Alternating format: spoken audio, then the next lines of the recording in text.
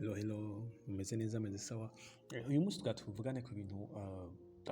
bihanze ugwaruka bihanze tuvuga Uburundi ndetse n'isi yose. Ni ibijyanye n'akazi. Akazi ndabatumira kuri E-KAZI space kugira subscribe kandi igano kiba kiza kuryohera ntuzokiga kugishinga ku mugenzi wawe ukimuhe abasha kumva ikiganiro ibyo tuza kuvugana muri iki kiganiro. Okay, nako ndavuga yuko hari byinshi katuvuge muri nunze ya pays y'Uburundi kuko natwo turavuga n'ikirundi ariko n'abatwumva bose Rwanda, Tanzania, Congo, Kenya n'ahandi bashaka kumva ikirundi nibaza ko ibintu baza kubitahura gusumba. Ibi tuko turavuga rero turavuga ibintu bihanze ugwaruka. Bihanze ugwaruka ni byinshi cyane kandi ku buryo navuga na leta nko mu Burundi katuvuye mu Burundi yagerageje kubitorera inzira mu buryo butandukanye mu kutuzanira amabanki cyangwa amabanki avuga amabanki za bije zagufasha ugwaruka ikatuzana za payage ikatuzanira za innovation week ijyana n'amahiganwa ikatuzanira ibintu byinshi ama platform atandukanye kugwaruka. Hari n'abandi babikoze ku gatwe kabo navuga ama ONG cyangwa association yagiye ashinga ubu mu Rwanda basi rufume rukura amaboko mu mutwe kandi ubona ko ari impinduka yabaye ariko ni intambwe ndende kihari mu gihe nk'ugwaruka gishaka kinigana no kuronka ubuzi. Abanyeshuri benshi bariga primaire ukajya muri secondaire ukava secondaire ukaja kaminuza ariko waheze ugasanga ugiye gutaha ugasanga bishaka ko bakora ibya limikash byo batanga amafaranga abandi ego cash abandi muri za inoti cyangwa abandi bagasanga bakora ibindi bijye na biriya ariko ibyo byose nibwo duhangane n'ubukene canke nigwirirana byo kubura akazi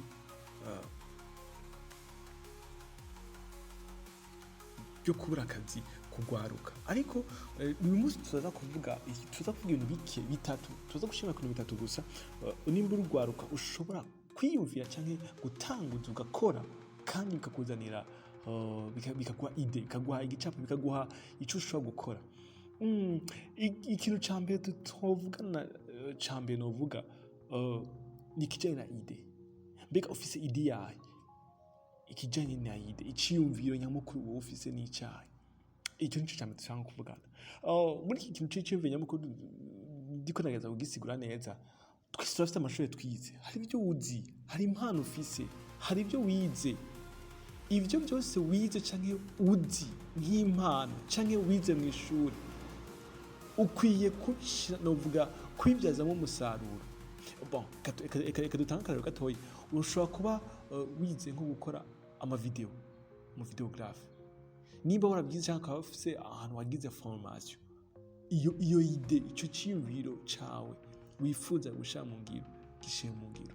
n'ubyo yo gukora amavideo ukawumva ko ufise iyo nyota yo kumva ko ukora amavideo. Turazi abantu benshi bakoze amavideo mu bibatunze ntitwova ko gukora amavideo bidatunze abantu aho bitunze waba twituna aba producer bakora amavideo bagenda mu mahanga gukora amavideo yaba star akomeye cyangwa gusanga bakora amavideo y'ama entreprise akomeye. Okay, iyo ni example imwe. Reka tuvuge ni example ya kabiri. Ushobora kuba uzi nko gutwenza abantu ni impano bakigingi balawuri n'abandi bamutima. Ushobora kuba ufise impano yo gutwenza abantu. Iyo mpano kuki wumva wicarana kuki wumva ko hoteli inkuru abagenzi bawe bavuze ati babonye naka vraiment arazi gutwenza kuki tobivyazamo umusaruro ugati okay nimba nshobora gutwenza abantu 5 kuki no twenza abantu 10 ubwo no twenza abantu 30. Iyo mpano ukumva ko muri wowe yibyazamo umusaruro icambe ni kwiyumva n'igiki kiri muri jewe ico kiri muri jewe nico ukwiye kuvyazamo umusaruro. Ushobora kuba wize ibintu bya marketing reka tuvuge muri no myaka turimo ya 2024 2024 wala tuvuga muri 2025 hari ikintu kiharo cyitwa digital marketing ni uburyo donc buske ugezwe abantu beshe ske badanaza no kumbuga kumenyekanisha ibyabo kumbuga by'amaentreprise kumbuga nimba warize ibintu nk'ivyo donc ibintu bya marketing ibintu bya réseaux sociaux kigira ibintu bitandukanye mugabe bijanye no gukoresha ubuhinga bwa none ushobora gukoresha digital marketing ugafasha ama entreprise atandukanye kumenyekana brand comme brand ambassador birabaho birakunda tubona abantu ibaze kuba ushobora gufata umwanya ukaja ku mavideo kuri TikTok cyangwa ukaja kuri Instagram cyangwa ukaja kuri YouTube ukaraba abandi bantu bari mu rugezo rwawe nk'uko urimo uriko akora utuvideo dutwenza uriko avuga ibintu bitwenza uriko avuga ibintu bitandukanye ku mipira wowe kumva ko iyo mpano nawe urayifise mugo kumva ko wogenda kuraba gusa ivyo bakora ariko wewe ubwa ntushobore wewe nyine kuvyikorera nawe baza barakuraba bijye birabinjiriza kuko bishobora YouTube bishobora kutabahemba cyane TikTok bishobora kutabahemba muga bashobora kunguka icyo twita audience burya rero audience nico kintu cyambere gikomakomeye audience nico kintu cyambere gikomeye kuko audience irashobora kugeza handi naho twokwishikanya promo ubu turazi mutima example turazi mutima kubera kina comedy turazi ikigingo turazi abantu hari umuntu nawe batunda barakubwira icakora directement izina giwe icari kubwira uwo muntu icakora kubera iki waramuravye kandi we ntiyanakuravye ntakuzi ariko wewe ko wamumuraba kenshi wamaze kumumenya uburyo avuga imvugo yiwe ibi byose ni ibintu wowe nawe ushobora kwikorera mu gihe nari mvuga chat yumve cyuko wowe ushobora kuba umu digital marketing ushobora kubikora ushobora kuba uvuga ati jewe ndakunda imbuga ndakunda gukoresha imbuga cyane ndazi gukoresha YouTube cyane ndazi gukoresha Facebook cyane ndazi gukoresha Instagram cyane okay ushobora gukoresha Instagram yawe Instagram yawe ukayikoresha mu gukora utu video mu gihe telefone imeze neza n'ikintu kivuga wari uko na telefone yawe ifise ikabifise novuga ikamera neza ifotora neza telefone yawe ushobora kwibyazaho umusaruro izo video uri kurafata ushobora kuzishaka ku ma platform yawe atandukanye nko kuri status ya WhatsApp ugashaka kuri TikTok ugashaka kuri YouTube ugashaka kuri Instagram abantu bakakumenya bakamenya ibyo ukora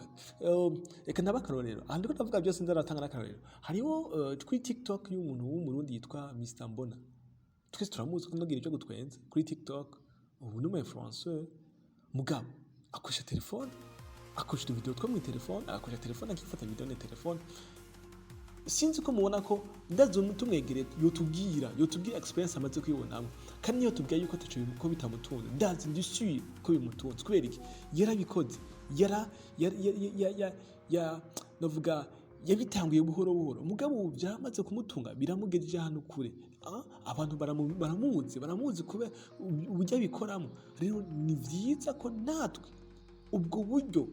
dushobora natwe kubwitizamo wewe canke jewe ushobora kubwitizamo niba telefone yawe ifotora neza ubwo buryo bwitinzemo nawe ko utu video Tangura usubiramwo abantu kuri TikTok icyo cyose ushobora gutunga izo ni business ushobora gukora kandi kagutunga okay reka tuvuge yindi business novuga reka tuvuge ikintu kijanye no ku abakomisiyoneri kurondera amazu cyangwa amamodoka cyangwa ibindi bintu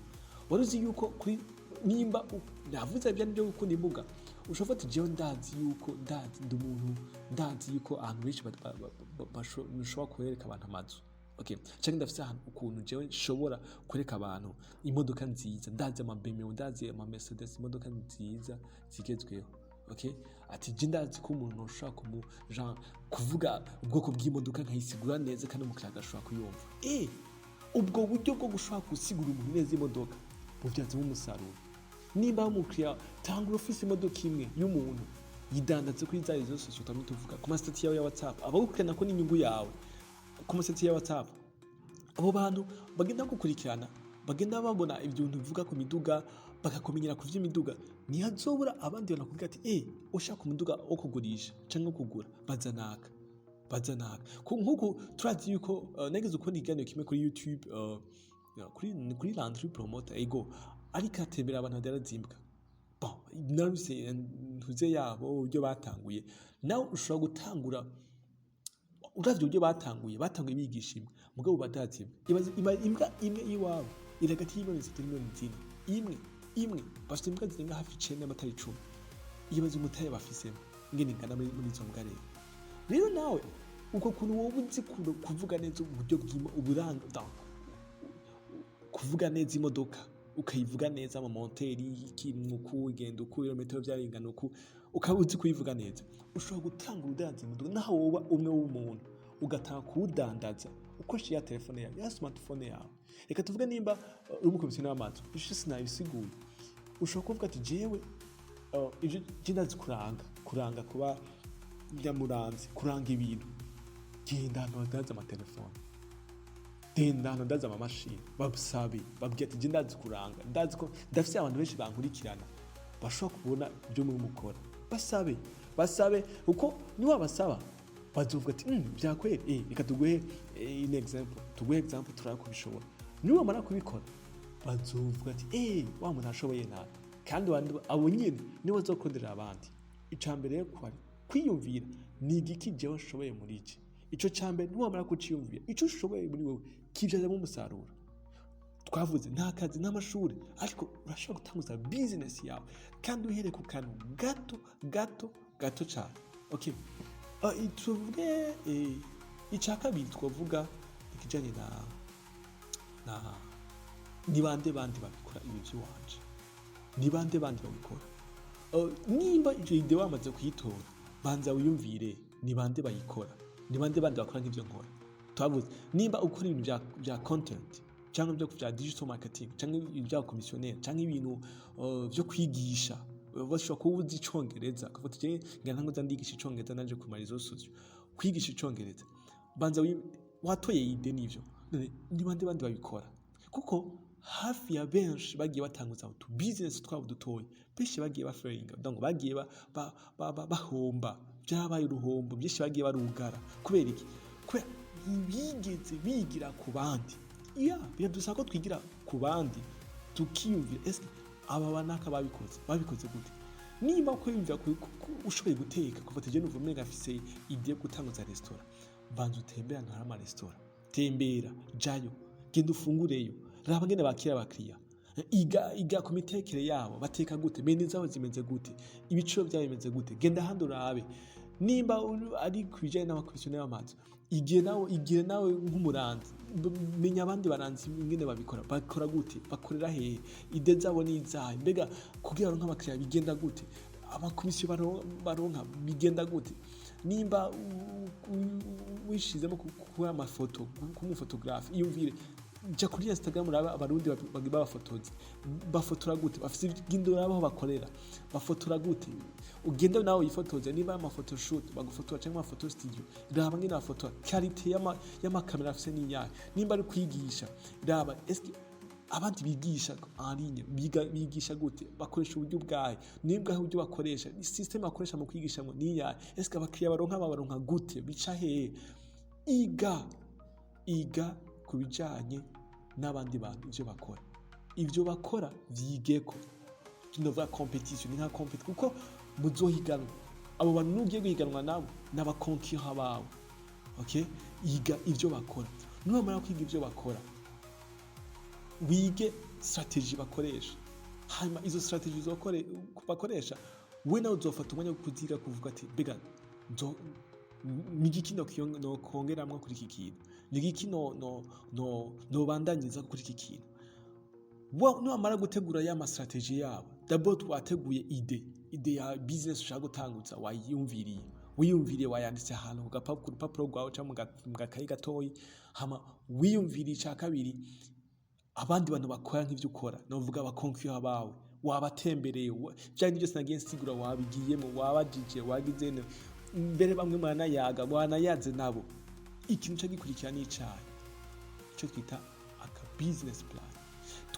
ni twatarisha tuvuge tugira aga small business plan kuko business plan niyo ni cya gatatu niyo izoza itegura business yawe uburyo ushaka gutangura aka business plan kuri business plan navuze ko dushobora gutegura aga small business tuvuge nk'ako rupapuro rumwe mu byo woca wandika muri business plan yawe tuko twiyumvira tuko turatanga ushobora kuvuga ati abakiriya banje ni bande okay d'abord wamenye ide yawe iyo ushaka gutanguza business icya kabiri wamenya abakonkiha bawe icya gatatu rero tuvuga na small business plan icya mbere utanga kwiyumvira mu kwandika abakiriya banje ni bande ni abanyeshuri n'abagabo n'abagore n'abakobwa ni bimuga cyangwa n'abavuga ikirundi n'abavuga igifaransa abantu banje ni bande okay hanyuma icya kabiri turakwiyumvira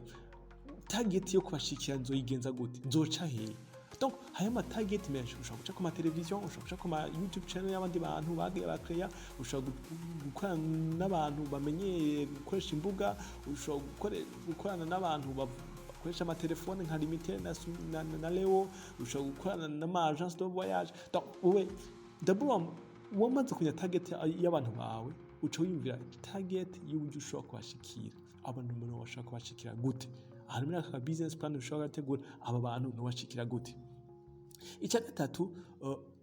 abo bantu bari ku rugezo urwaye urugero bafise n'urwaye nimba ari abana bahurira he noshobora kuronka abo bana gute nimba ari abantu b'abapapa abagabo like example ntobaronka gute ni mu kabare liyo kuvuga liyo icya gatatu ni liyo cyane twumvise ko ni bakiriya banje ni bande icya kabiri ko tuyumvira ntubashikira gute strategy no kwishugana bashikiye ni yahe icya gatatu tuje tuvuga ikibanza no bashikiramwo n'icayi ikibanza uza guteguramwo ushobora ati genda ndashaka create akabanza cyangwa ndashaka kuja mu ma ahantu ko abizindi manza cyangwa ndashaka gutegura kuja muri kigingi sama committee ndashaka kuja mu masho y'abanaka niho no ushobora kubakura donc iyumvire yaba abantu ushobora kubashikiramo icya gatatu cya kane bambe iyumvire plan rero uza gukoresha biza kuntwara uburyo bungana gute tugenda bashikire cyane uburyo biza kuntwara nimba ari kwigisha abantu abajene bagiye y'amashuri ushaka kuyigisha icongereza iyumvire nza kubasangaye ku marezo socio nimba nza kubasanga ku marezo socio iza kugenda gute tugenda bashikire ndabandikira message ndabandikira hello iki okay nimara kubashikira ndaza gutanguza ngira ga club ko kwandikirana kuri WhatsApp ka group ka WhatsApp tukagira ga club for free munyuma nkazobarihisha iyo rero strategy uza gukoresha niyo iza guhamagarira aba bantu okay bisikuriki bisobanura ngo wiho ubwawe urafite 3 cyangwa choix yo gushobora gukora business yawe kandi gatera imbere nwiga ubu buryo butatu nababwiye cya mbere kumva ide ubu ushaka gukorera ko icya kabiri donc strategy donc rikiya bawe ni bandi strategy cya gatatu business plan za gukoresha ibyo bitatu ni wamara kubitegura neza byose ukabitegura neza uraza gutanguza entreprise yawe uraza gutanguza ka business kawe kandi ka business kawe simaka ushobora gukorera ku ma business yateye imbere ko ma business yateye imbere agusaba nifa asaba kuja muri agusaba registre de commerce agusaba kuja kwiyandikisha mu nzego z'igihugu ariko washaka gutanguza ka business kawe utenze bakoresha izo business zikomakomeye ugatanguza ka business kawe wibereye muhira cyangwa urandi hantu umuga mu buryo bworoshye kandi bwiza kandi buteye imbere kandi ugashobora kubona frambu iyi nyigisho ndiko natanga ndi kuronka frambu ndi kuronka amafaranga rero ntuwave uhangayika wumvira ngo nta kazi mfise nta mashuri ndiko ndiga ngo ndabudisho nkora no iyumvire wewe kuko urafise impano yego hari abantu banemeye gukorera abandi ndashaka kwivuga uko ariko nawe urashobora kutavuga ati no je sinshobora gukorera abandi ndashobora gukora ivyo wanje ivyo by'iwawe aka kanya tuvuga uyu munsi nyene ushobora kubitangura ushobora kuba uriyumvira eske n'igiki notanguza n'igiki nokora nawe ikora gute ukabura bitanguye ntucike intege wewe gisabwa n'igiki umwete nishaka yo gutanguza iyo business yawe ikindi cyanyuma novuga nyamukuru izina uza guha business yawe niryo riza gutuma niryo rizokurura abantu bawe ntuzofate nka ushaka gutangura nk'akantu ko kwigisha abantu hariya uca utangura kuriha izina rijanye n'amazina y'imiti oya iyumvire izina uzoha business yawe iryo zina niryo rizohamagara cyangwa niryo rizokurura cyangwa niryo rizokoresha muri strategy yawe uri kudandaza produit yawe cyangwa ide yawe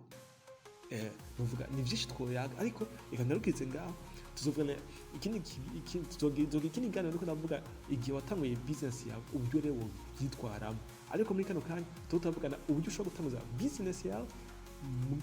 mu mwanya muto kandi mu gihe gito ariko wige kuri za ntambuko zitatu navuga numara kuzikora neza ukazitegura neza business yawe nta nkeka irashobora gutangura ahubwo ni kumwe yari jewe Irakoze Blaise, dukunda kwitwa ka Blaise. Ciao ciao, ndabakunda.